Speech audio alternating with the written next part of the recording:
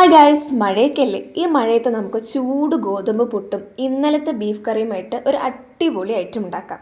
കഴിക്കാത്തവരും കഴിച്ചു പോകുന്ന ഒരു കിടിലൻ ഐറ്റം. അതിലേക്ക് ആവശ്യമായിട്ട് ഗോതമ്പാവ് എടുക്കുക, ലേശം ഉപ്പ് ഉപയോഗിക്കുക, വെള്ളം ഉപയോഗിച്ച് നന്നായി തരിയായി കുഴച്ചെടുക്കുക. അതിനുശേഷം നമ്മൾ അടുപ്പിൽ ഏതാണോ പുട്ടുണ്ടാക്കാൻ ഉപയോഗിക്കുന്ന പാത്രം വെച്ച് കൊടുക്കുക. അതിലേക്ക് ആവശ്യം വെള്ളം ഉപയോഗിച്ച് തിളച്ച് വരുന്ന സമയം കൊണ്ട് നമുക്ക് ഇന്നലത്തെ ബീഫ് കറിയുടെയും ഇന്ന് കുഴച്ച് വെച്ച മാവുമായിട്ട് നമുക്ക് മിക്സ് ചെയ്ത് കൊടുക്കാം. നമ്മുടെ പുട്ടുകുറ്റിയിൽ ആവശ്യത്തിന് തേങ്ങ ഇട്ട് കൊടുക്കുക. നമുക്ക് എത്രയാണോ നമ്മൾ ചിരകി വെച്ച തേങ്ങ നമുക്ക് അതിൽ ഇട്ട് കൊടുക്കുക.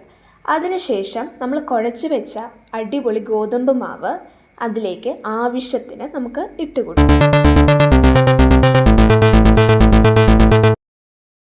നമ്മുടെ ബീഫ് കറിയും അതിലോട്ട് നമുക്ക് ചേർത്ത് കൊടുക്കാം.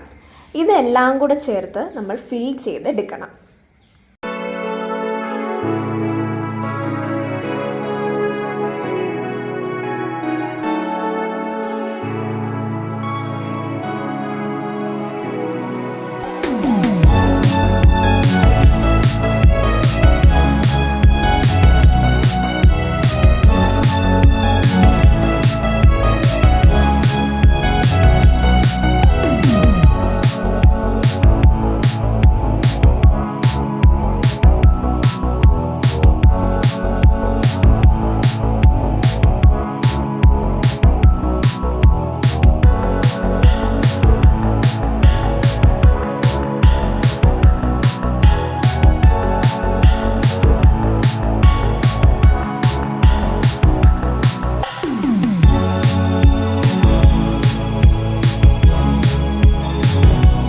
നമ്മുടെ വീഡിയോയിൽ കാണിച്ചതുപോലെ ഇന്നലത്തെ ബീഫ് കറിയും ഇന്ന് കുറച്ച് ഗോതമ്പ് മാവും നന്നായി ഫിൽ ചെയ്തതിന് ശേഷം ആവി കയറ്റുക.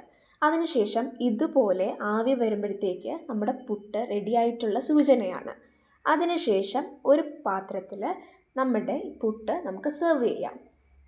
ഇതാണ് ഞാൻ പറഞ്ഞത്, നല്ല ചൂട് ഗോതമ്പ് പുട്ടും ഇന്നലത്തെ ബീഫ് കറിയും. കഴിക്കാത്തവരും കഴിച്ചു പോകുന്ന അടിപൊളി സാധനം. നിങ്ങൾ തീർച്ചയായും ഉണ്ടാക്കുക. അതിനുശേഷം നിങ്ങളുടെ അഭിപ്രായങ്ങൾ കമൻറ്റ് ബോക്സിൽ രേഖപ്പെടുത്തേണ്ടതാണ്. Thank you for watching. By.